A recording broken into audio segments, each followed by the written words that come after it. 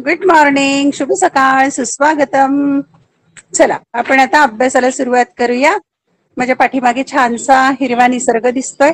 शाळेच्या भोवती छान हिरवाई फुललेली आहे आणि या शाळेचा लवकरच तुम्हाला सहवास मिळो अशी परमेश्वर चरणी मी प्रार्थना करते. लवकरच कोरोना महामारी दूर हो आणि तुम्हाला शाळेत यायला मिळो. आम्ही पण तुमची खूप आठवण काढत आहोत. चला अभ्यासाला सुरुवात करूया. वेलकम, सुस्वागतम. हे व्हिडिओ लेक्चर मी रेकॉर्ड करत आहे, त्यामुळे युट्यूबच्या चॅनेलवर जाऊन तुम्ही केव्हाही पाहू शकता.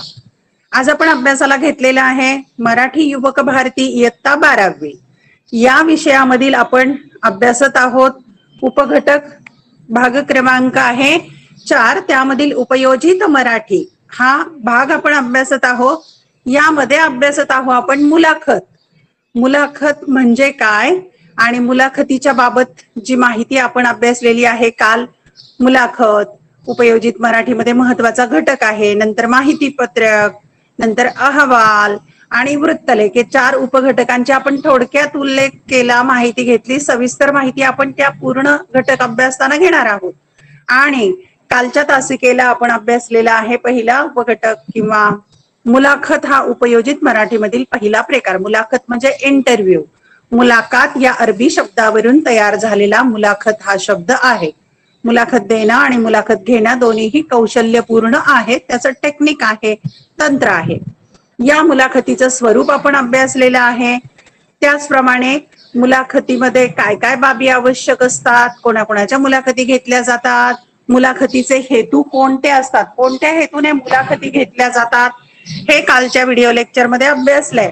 त्याचप्रमाणे मुलाखतीची पूर्वतयारी म्हणजे पूर्वतयारी याचा अर्थ मुलाखत घेण्यापूर्वी कोणकोणती कामे करावी लागतात याचाही आढावा आपण घेतलेला आहे.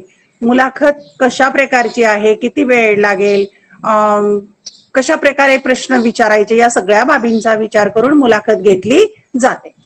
आज आपण अभ्यासणार आहोत मुलाखत कशी घ्यावी, म्हणजेच मुलाखत घेताना काय काय करावं, कशी घ्यावी आणि मुलाखतीची सुरुवात कशी करायची. मुलाखत घ्यायची आहे, मग त्याची सुरुवात कशी करायची हे महत्वाचं आहे. म्हणजे मुलाखत कशी घ्यायची आणि मुलाखतीची सुरुवात कशी करायची ते आपण आता पाहूया.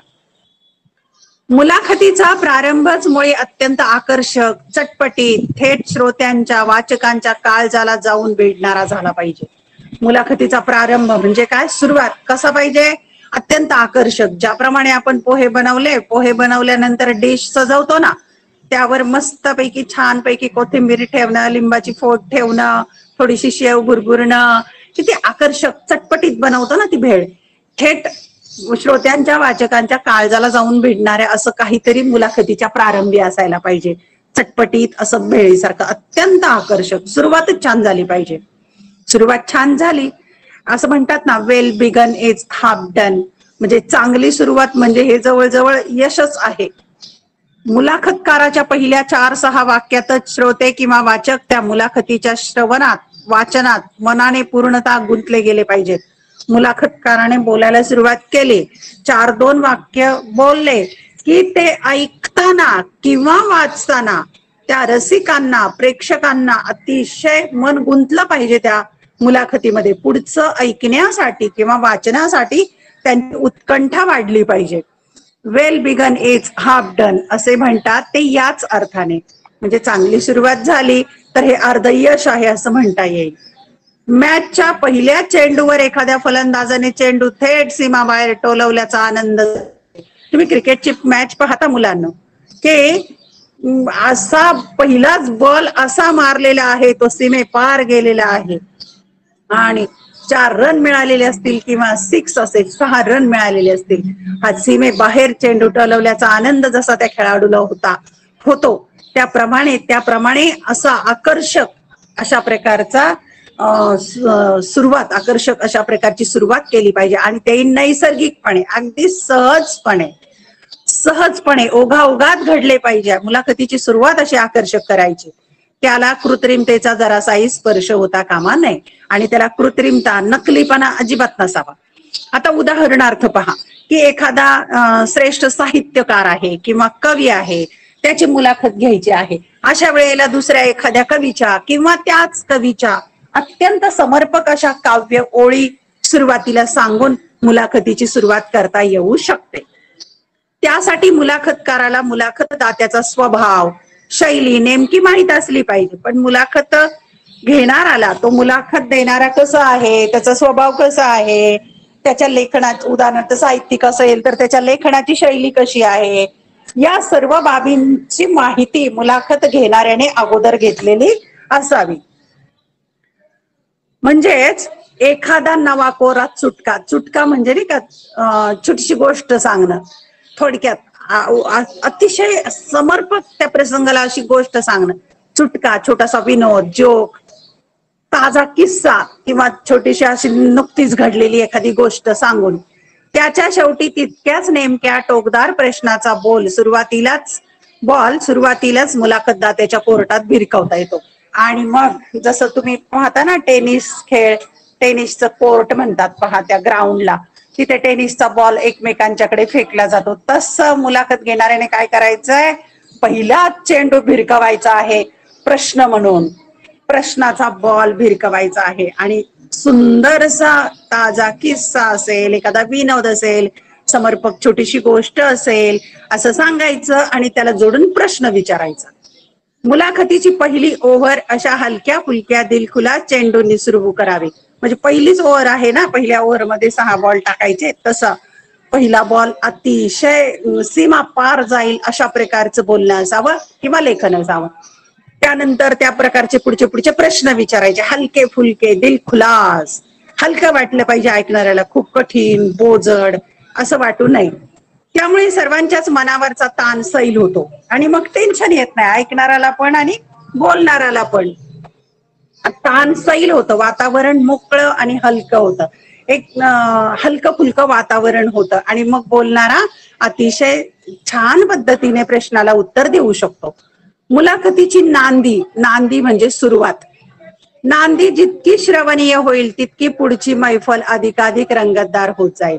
मग मुलाखतीची सुरुवात जर चांगली झाली तर पुढची मैफल, जशी गाण्याची मैफल जशी फुलत जाते, सजत जाते, त्याप्रमाणे ही मुलाखत सुद्धा फुलत जाईल, रंगत येईल त्यामध्ये. मुलाखतकाराचा आत्मविश्वास दुणावत जाईल. दुणावत जाणे म्हणजे वाढणे, दुहेरी होणे. मुलाखत घेणाऱ्याचा कॉन्फिडन्स सुद्धा खूप वाढेल.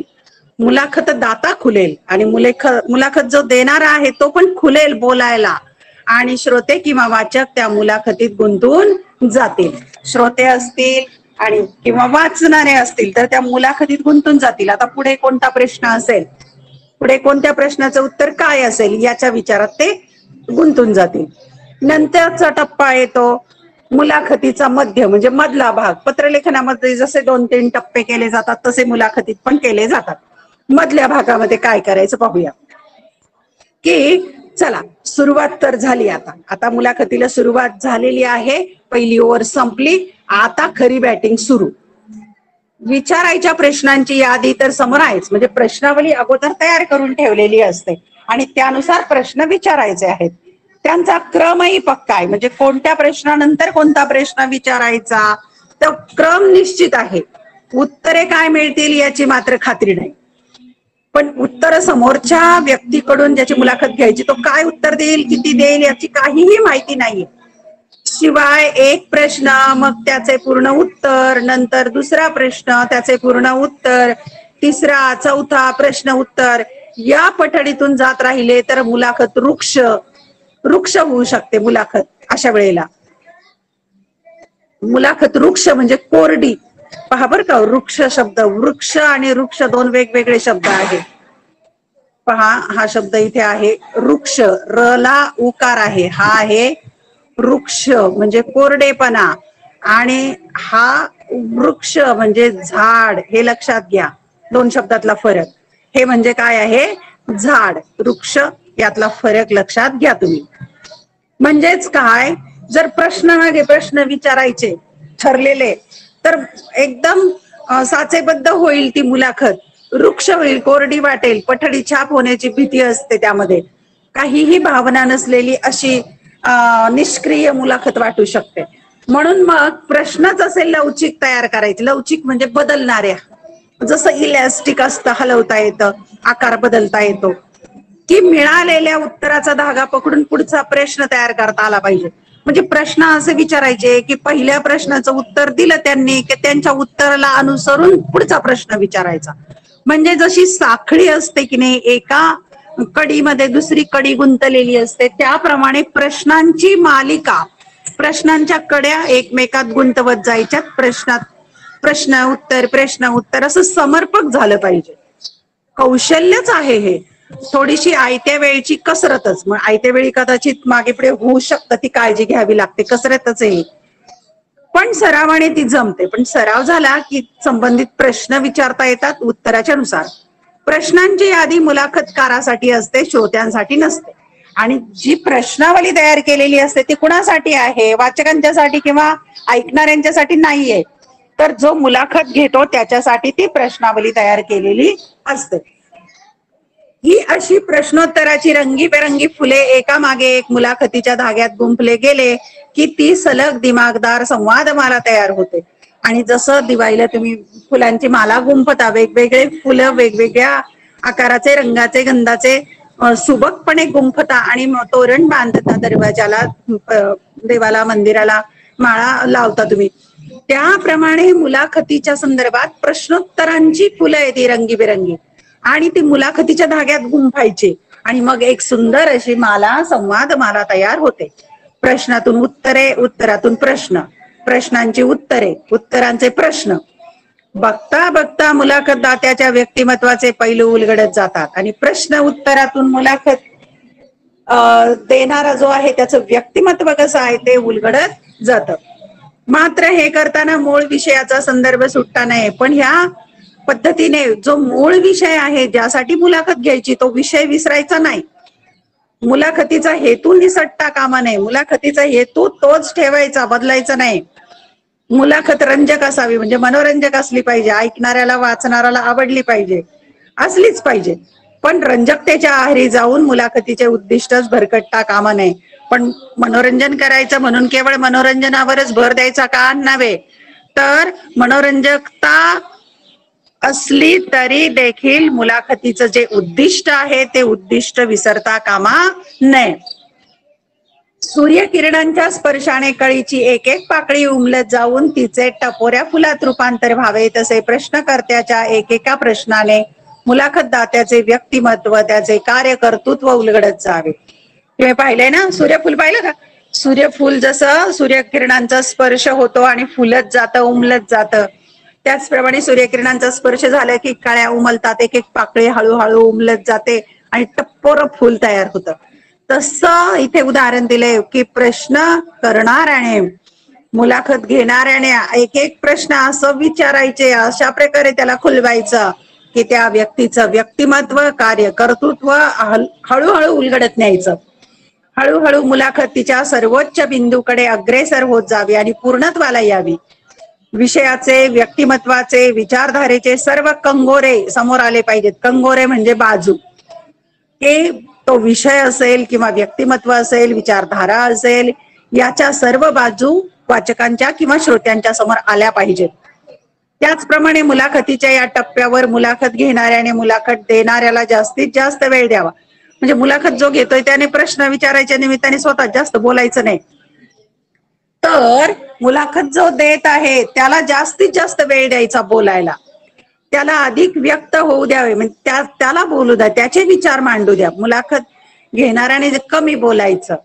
प्रश्नांची गुंफण अशा कुशलतेने करावी की उत्तरदात्याचा उत्साह वाढत गेला पाहिजे. प्रश्नांची गुंफण करायची. मुलांना तुम्ही सुगरणीचं घरटं पाहिलंय, पक्ष्यांचं घरटं पाहिलंय, खोपा पाहिलंय, चोचीमध्ये एक एक काडी आणून ते विणतात, धागा सापडला की त्याला विणतात. ते किती सुंदर गुंफतात ना, त्यांना कुठलं कौशल्य परमेश्वराने दिलेलं आहे. मग अशा प्रश्नांची गुंफण इतक्या कुशलतेने, सुबकतेने करायची की उत्तर देणारा जो आहे त्याचा उत्साह वाढेल. आणि मग याच टप्प्यावर, आता हा जो टप्पा आहे मुलाखतीचा मध्य, या टप्प्यावर एकूण मुलाखतीतील सर्वात जास्त महत्वाचे विषयाशी थेट संबंधित असे प्रश्न विचारायचे. महत्वाचे प्रश्न या मध्य भागात येतात. मुलाखतीच्या माध्यमातून लोकांना जे द्यायचे आहे ते याच टप्प्यात द्यायचे आहे आणि हीच ती वेळ आहे. आणि या टप्प्यामध्ये जे काही उद्दिष्ट निश्चित केलेले आहे, हेतू निश्चित केलेला आहे, तो पूर्णत्वाला आला पाहिजे या मधल्या टप्प्यामध्ये. यानंतर शेवटी आहे मुलाखतीचा समारोप. समारोप म्हणजे शेवट करायचा. आता मुलाखत कशी संपवायची आहे ती पाहूया. इतका वेळ कसे अगदी छान जमवून आले होते, पण आता कुठेतरी थांबायला हवे. मुलाखत किती छान असली, सुंदर असली, आवडत असली, पण कुठेतरी थांबायला हवं. पण हे थांबणे म्हणजे कळसाध्याय असला पाहिजे, म्हणजे कळसापर्यंत जाता मध्येच थांबल्यासारखं असला पाहिजे. इथे मुलाखतकाराने आपले संपूर्ण भाषिक कौशल्य पणाला लावायचे असते. मुलाखतकाराने काय म्हणायचंय आणि श्रोत्यांना अरे रे फारच लवकर संपली मुलाखत असे वाटायला लावणारा समारोप करायचा असतो. म्हणजे मुलाखतकाराने असं बोलायचं असतं की जेणेकरून वाचकांना वाटलं पाहिजे उगीच संपली ही मुलाखत, अजून हवी होती, अजून प्रश्न विचारावेत त्यांना. म्हणजे श्रोत्यांना अशा प्रकारची पुढची कधी मुलाखत होईल त्या व्यक्तीची अशी आशा लागली पाहिजे. आणि अशा प्रकारे मुलाखतकाराने आपलं भाषिक कौशल्य वापरले.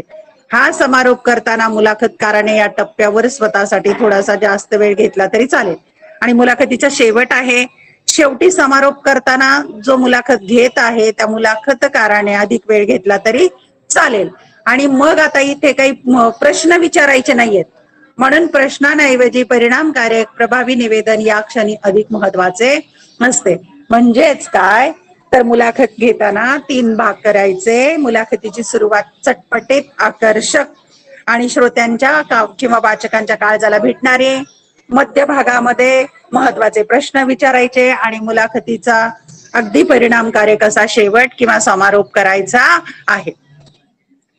त्याचप्रमाणे मुलाखत योग्य वेळी योग्य ठिकाणी संपवावी. म्हणजे कुठं मुलाखत संपवायची, किती वेळेत संपवायची हे पण भान ठेवावं.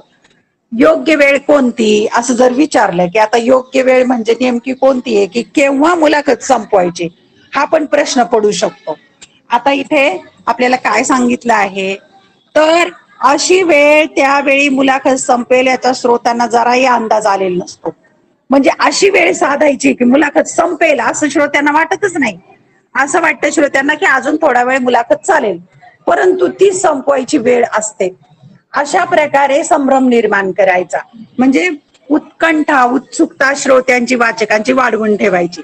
श्रोत्यांना कळवूनच द्यायचं नाही की आता मुलाखत संपेल. अनपेक्षितपणे ती संपवावी. अजून हवीशी वाटत असतानाच संपावी. जसं ना एखादा आवडता पदार्थ आहे आणि खातोय आपण, आणखी हवा आहे पण शिल्लक नाहीये, त्या प्रकारे अजून हवीशी वाटते पण ती मुलाखत संपलेली असते, पण ती अपूर्णच अर्धवट राहिली अशा स्थितीत संपू नये. पण ती अर्धवट सोडायची नाहीये. पूर्णत्वाला नेऊन अपूर्णत्व त्या रसिकांच्या, प्रेक्षकांच्या, वाचकांच्या मनात राहिलं पाहिजे. भरभरून मिळाल्याचे समाधान तर श्रोत्यांना मिळावेच, पण अजून थोडा वेळ हे असेच मिळत राहिले असते तरी चालले असते असेही वाटायला लावणारा समारोप हा उत्तम समारोप. म्हणजे श्रोत्यांना समाधान मिळालं पाहिजेच, पण आणखी मुलाखत असती तरी चालू शकत होतं अशा श्रोत्यांना म्हणजे तो खरा समारोप झाला. पुन्हा कधी हा असाच वैखरीचा यज्ञ होणार असेल तर यायचेच. वैखरी म्हणजे बोलणे किंवा जीभ, वाचा, वैखरीचा यज्ञ म्हणजे हा असा वाग्यज्ञ व्हायचा असेल तर पुन्हा यायचेच असा निश्चय मनोमन करून श्रोते बाहेर पडले पाहिजेत. म्हणजे श्रोत्यांना वाटलं पाहिजे की पुन्हा या व्यक्तीची मुलाखत ऐकायला आपण नक्कीच येणार. बाहेर जाताना मुलाखतीतील काही अस्मरणीय संवाद मनात आठवत श्रोते बाहेर पडले की समजावे मुलाखत यशस्वी झाली, श्रोत्यांपर्यंत पोहोचले. जसं चित्रपट पाहून आल्यानंतर चित्रपटातलं गाणं किंवा संवाद आपल्या ओठावर मनात रेंगाळतात, त्याप्रमाणे मुलाखतीतील काही संवाद आठवत जर श्रोते बाहेर पडले किंवा वाचकांच्याही लक्षात राहिलं तर समजायचं मुलाखत यशस्वी झाली आणि श्रोत्यांच्या पर्यंत पोहोचली. आता सर्वात महत्वाचा तुमच्या पुढच्या आयुष्यासाठी महत्वाचा भाग आहे नोकरीसाठी किंवा प्रवेशासाठीची मुलाखत कशी घ्यायची द्यायची. की तुम्हाला नोकरी मिळणार आहे, इंटरव्ह्यूला जायचंय, मग कसे प्रश्न उत्तर कशा पद्धतीने सामोरं जायचं, किंवा तुम्हाला पुढच्या एखाद्या नवीन कॉलेजला प्रवेश घ्यायचा आहे आणि तिथे सीईटी आहे, मुलाखत पण होणार आहे, अशा वेळेला काय तयारी करायची ते पाहू. नोकरीसाठी एखाद्या अभ्यासक्रमाच्या प्रवेशासाठी अलीकडील काळात ज्या पद्धतीने मुलाखती घेतल्या जातात त्याचे स्वरूप झपाट्याने बदलू लागले. आणि आजच्या काळात तर फार मुलांना सामोरं जावं लागतं. तुम्हाला माहिती आहे LKG UKG ची लहान मुलं सुद्धा मोठ्या मोठ्या महानगरांमध्ये त्यांना इंटरव्ह्यू द्यावा लागतो, तेव्हा त्यांना तिथे प्रवेश मिळतो. उमेदवारांची बौद्धिक क्षमता, त्यांच्या ज्ञानाची पातळी, त्यांचा कल हे पूर्वीप्रमाणे आजही मुलाखतींमध्ये जोखले जातेच.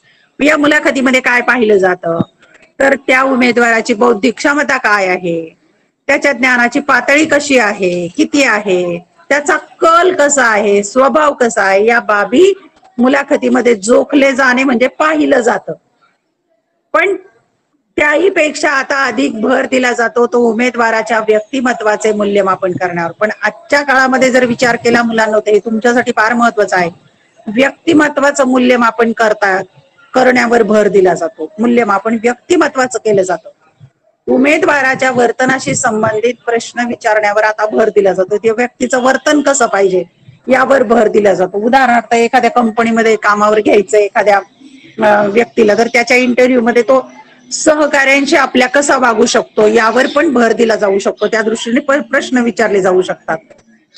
म्हणजेच व्यक्तिमत्वाच्या उमेदवार जो आहे त्याचं व्यक्तिमत्व कसं आहे हे पाहिलं जातं, जोखलं जातं किंवा मूल्यमापन केलं जातं. केवळ नोकरीबाबतच नव्हे तर उमेदवाराचा एकूणच जीवनविषयक दृष्टिकोन तपासण्याचे दिवस आता आले. पण त्याचा मानसिक दृष्टिकोन, जीवनविषयक दृष्टिकोन पाहिला जातो आणि मग त्याला नोकरीसाठी अपॉइंट केलं जातं. आता उमेदवारांकडून वेगळ्या अपेक्षा केल्या जात आहेत. उमेदवारांच्याकडून वेगळ्या अपेक्षा केल्या जात आहेत, हे फार महत्वाचं आहे. काय काय अपेक्षा, त्याची बौद्धिक तांत्रिक हुशारी हे तर पाहिलंच जातं. त्याचप्रमाणे निर्णय क्षमता, भाषेवरील त्यांचे प्रभुत्व, त्यांचे आत येणे म्हणजे आत कसे येतात, बसतात कसे, उठणे, पोशाख, यापेक्षा तुम्ही सध्याच्या स्पर्धेत टिकून राहाल का, अपेक्षित उद्दिष्टे तुम्ही कितपत गाठू शकाल, गटकार्य आणि गट नेतृत्व करण्याचे कौशल्य तुमच्यात कितपत आहे, अडचणींना तुम्ही कसे आणि किती तोंड देऊ शकता, अडचणी येणारच नाहीत यासाठी तुम्ही काय करू शकता, आपली चूक तुम्ही मान्य करू शकता का, आपल्या यशाचे श्रेय टीम मधल्या इतरांना देण्याची तुमची कितपत तयारी असते, इतरांचे विचार, भावना, सूचना स्वीकारण्याची तुमची कितपत तयारी असते, हे सर्व आजकाल मुलाखतीत अधिक प्राधान्याने पाहिले जाते. मुलांनो, हा संपूर्ण जो परिच्छेद आहे हा तुमच्या पुढच्या भावी आयुष्यासाठी अतिशय महत्वाचा आहे. तुम्ही कुठे इंटरव्ह्यूला जा, तुमच्या बाबत या बाबी आहेत की नाही ते पाहिलं जाईल. म्हणजे तुमची बौद्धिक तांत्रिक हुशारी, तुम्ही पोशाख, उठणं बसणं हे तर पाहिलं जाईलच, पण तुम्ही आतून कसे आहात, तुमचे व्यक्तिमत्व कसे आहे, तुम्ही संकटाला कसं तोंड देता, नंतर तुम्ही स्पर्धेत टिकू शकाल का, स्वतःची चूक मान्य करू शकाल का, तुम्ही गटामध्ये म्हणजे तुम्ही सहकार्यांशी कसे वागाल, तुमची भावना, इतरांचे विचार कसे स्वीकाराल, दुसऱ्यांच्या सूचना स्वीकारण्याची हिंमत आहे का, अशा सगळ्या बाबी आजकाल विचारात घेतल्या जातात. हा परिच्छेद अतिशय महत्वाचा आहे, हे लक्षात ठेवा. पुन्हा एकदा हा परिच्छेद तुम्ही वाचायचा आहे. आता पहा, मुलाखत घेताना नेमकं काय करायचं, मग नेमकं काय करायचं आणि काय करायचं नाही. मुलाखत घेताना हे नक्की करावं, हे केलंच पाहिजे मुलाखत घेणाऱ्याने. काय काय, मुलाखत घेणाऱ्याने आपल्या मर्यादांची जाणीव ठेवून प्रश्न विचारत, म्हणजे समोरच्या व्यक्तीला आवडणार नाही किंवा व्यक्तिगत खाजगी प्रश्न विचारले तर काही अडचणी, समस्या, प्रश्न, वादविवाद, मतभेद होऊ शकतात. म्हणून प्रश्न असे विचारायचे की समोरच्या व्यक्तीला संकोच वाटणार नाही, अवघडल्यासारखं वाटणार नाही, म्हणजे आपल्या मर्यादा ठरवून घ्यायच्या. प्रश्नांची उत्तरे देण्याचे किंवा न देण्याचे मुलाखत देणाऱ्याचे स्वातंत्र्य अबाधित ठेवावे. म्हणजे प्रश्न तुम्ही विचारला, मग समोरचा व्यक्ती उत्तर देणारा प्रश्नाचं उत्तर देऊ शकतो किंवा नाही देऊ शकत, ते त्याचं स्वातंत्र्य, तुम्ही त्याच्यावर बंधन घालू शकत नाही. एखाद्या प्रश्नाचं उत्तर त्याने टाळलं तर तुम्ही पुढचे प्रश्न विचारायचे आहेत. मुलाखतीचे सादरीकरण ओघवते, श्रवणीय, उत्स्फूर्त असावे. ओघवत म्हणजे वाहत, असं अडखळत थांबत नव्हे. श्रवणीय म्हणजे ऐकण्यासारखं. उत्स्फूर्त अगदी सहजपणे उपजत असं झालं पाहिजे. मुलाखती दरम्यान अनौपचारिक आणि सकारात्मक वातावरण निर्माण करावे. म्हणजे पॉझिटिव्ह वातावरण आणि अनौपचारिक वातावरण निर्माण करायचं. हसतं खेळतं, हो, नाही, माहित नाही, नंतर सांगेन अशी उत्तरे येणार नाहीत याची दक्षता घेऊन प्रश्न तयार करावेत. इंग्रजीमध्ये आहे ना येस नो टाईप क्वेश्चन, तसे नाही विचारायचे. प्रश्न असा विचारायचा की त्याला सविस्तर बोलता आलं पाहिजे. एका वाक्यात उत्तर देतच नाही आता येणार त्या व्यक्तीला, असं बोलायचं. म्हणजे तो हो, नाही, माहित नाही, नंतर सांगेन असं उत्तर तो देऊ शकणार नाही. प्रश्नच असे विचारा.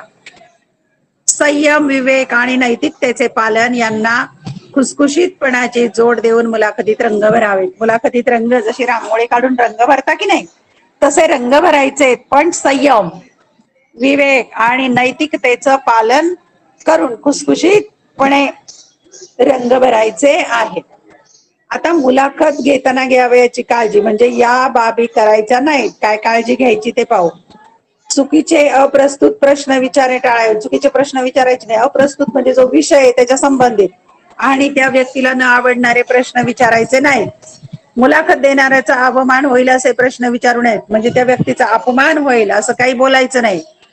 ज्याद्वारे ताणतणाव, संघर्ष निर्माण होईल असे प्रश्न नसावेत. म्हणजे वादविवाद किंवा मतभेद असं काही होईल असे प्रश्न विचारायचे नाहीत. त्या व्यक्तीला त्रास द्यायचा नाही. मूळ विषय सोडून असंबद्ध प्रश्न विचारणे टाळावे. म्हणजे जो विषय आहे मुलाखतीचा त्यावरच आधारित प्रश्न असावे. दुसरे प्रश्न नाही विचारायचे ज्याचा संबंध नाही असे. अपेक्षित उत्तर सूचित होईल असे सूचक प्रश्न नसावेत. म्हणजे प्रश्नातच उत्तर नसावं. अपेक्षित उत्तर तिथूनच मिळून नये.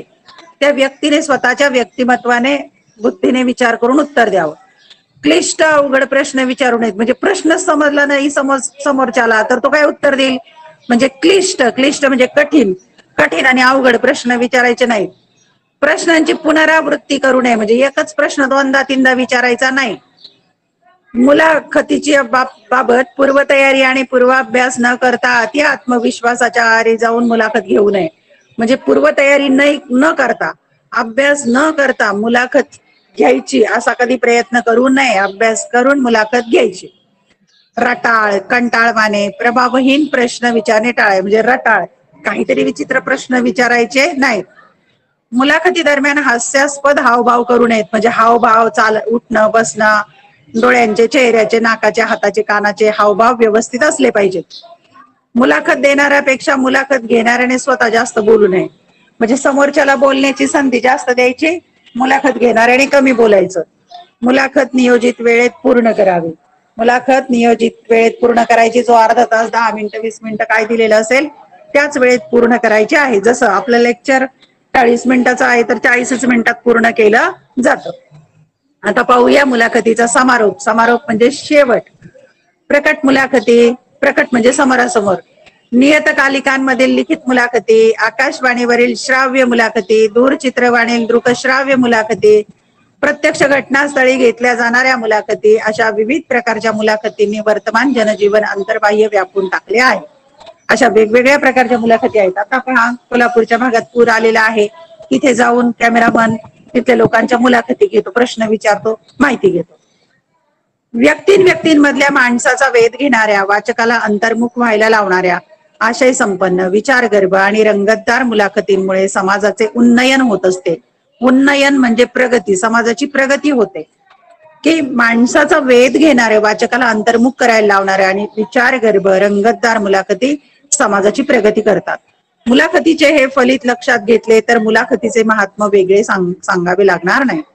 मुलाखतीचं महात्म्य म्हणजे थोरवी. मुलाखत हा उपयोजित प्रकार अतिशय महत्वाचा आहे. यानंतर पाहूया आपण, इथे एक मुलाखतीचा नमुना दिलेला आहे. मुलाखतीचा नमुना खरं तर तुम्ही वाचायचा आहे, पण पाहूया आपण. मुलाखत घेतलेली आहे त्याचा नमुना. या प्रकारची मुलाखतही तुम्ही लिहू शकता. नमस्कार आशाताई. नमस्कार, मी रोहित. खरं तर तुमच्याशी बोलायला आलोच मी, पण तुमचं अभिनंदनही करणार आहे मी. अभिनंदन आशाताई, ते कशासाठी? नुकताच तुमचा सत्कार झालाय असं मी ऐकलंय मी. हो ना? हो झालाय, पण त्याचं काय एवढं? वा, असं कसं? उगाच नाही कुणी कुणाचा सत्कार करत. मला सांगा, का झाला तुमचा हा सत्कार? हो, गेली 15 वर्षे मी हे सफाईचं काम करते. एकदाही सुट्टी घेतली नाही मी. नुकतीच मोठी मिरवणूक गेली या गावातून. त्यावेळी रस्त्यावर झालेला कचरा आम्ही 10 जणांनी अवघ्या 3च तासात उचलला, म्हणून आमचा सगळ्यांचा सत्कार झाला. म्हणजे सफाई कामगाराची ही मुलाखत. आशाताई, हे साफसफाईचं काम का निवडलं तुम्ही? माझ्या आईनं गरिबीमुळे आयुष्यभर हेच काम केलं. मलाही तेच काम करावं लागतंय. मी करत करतच मी 10वी पर्यंत शिकले. पण मग तुम्हाला या कामाची घाण वाटत नाही? त्रास वाटत नाही? कशी वाटेल? आवडीनं केलेलं कोणतंही काम चांगलंच असतं, असं माझे वडील म्हणायचे. पण तरीही अडचणी खूप येत असतील ना ही असली कामं करताना? हो तर येतातच की. कोणत्या अडचणी सांगाल? सगळ्यात मोठी अडचण म्हणजे लोकांना कितीही सांगितलं तरी लोक ओला कचरा आणि सुका कचरा अजिबात वेगवेगळा करत ठेवत नाही. फार त्रास होतो याचा. शिवाय काचा, ट्यूबलाइट, थर्माकोल, प्लास्टिक खुशाल कचऱ्यात फेकून देतात. अनेकदा आमच्या हाताला कापतं, जखमा होतात. आणखी काही कडवट अनुभव काय सांगू तुम्हाला? अहो, जी जागा साफ करायला आम्ही तासनतास राबतो ती जागा हे लोक अवघ्या 15 मिनिटात पुन्हा घाणेरडी करून टाकतात.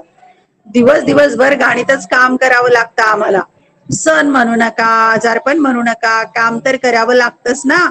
ऊन, वारा, पाऊस, थंडी काही असो, काम चालूच असतं आमचं. तर मग तुम्हाला छत्री, रेनकोट, हातमोजे अशी काही साधनं नक्कीच मिळत असतील ना? नाही हो, काही नाही मिळत. आशाताई, घरी कोण कोण आहे तुमच्या? नवरा, मुलगा, मुलगी, सासू, सासरे, आम्ही सगळे एकत्रच राहतो. त्यांना काय वाटतं तुमच्या कामाबद्दल? त्यांना अभिमानच वाटतो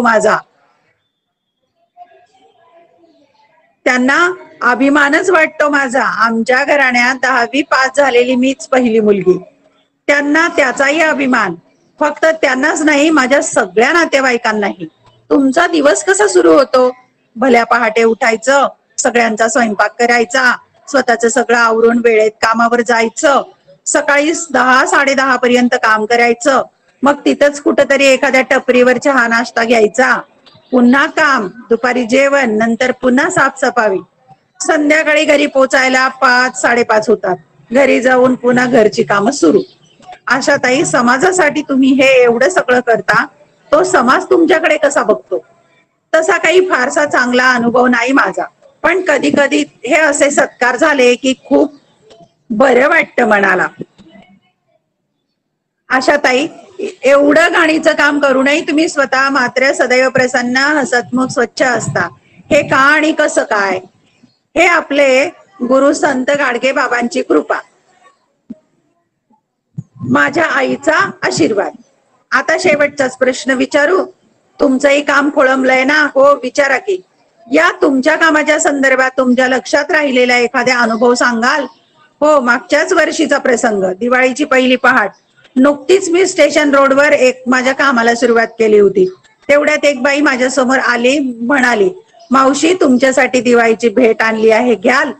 मग तिने एक पिशवी माझ्या हातावर ठेवली. पिशवीत बघते तर काय, नवकोर स्टीलचं ताट, लाडू, करंजा, चकली, दाण्याची पाकिट, मेणबत्ती, काडीपेटीचा पुडा, उठणं, वासाचा साबण, तेल, छोटा आकाश कंदील. वा, खूपच बरं वाटलं असेल ना तुम्हाला? हो, दिवाळीच्या त्या पहाटे माझी भर रस्त्यात दिवाळी साजरी झाली. अहो, रोजच तुम्ही लोक पहाटे जेव्हा घरात प्रार्थना करत असता तेव्हा आम्ही मात्र याच वेळी घाण उपसत असतो, पण तीच आमची पूजा असते. आशाताई, खूप खूप धन्यवाद. जाता जाता लोकांसाठी काही सांगाल? स्वच्छता हेच परमेश्वराचं दुसरं नाव आहे. छान. शेवटी पुन्हा एकदा तुमचं अभिनंदन आणि धन्यवाद. येतो मी. नमस्कार. अशा प्रकारे हे आपण मुलाखतीचा नमुना अभ्यासलेला आहे. सफाई कामगार आहे आणि सत्कार झाल्यामुळे मुलाखत घेतलेली आहे. आता आपण इथे थांबणार आहोत.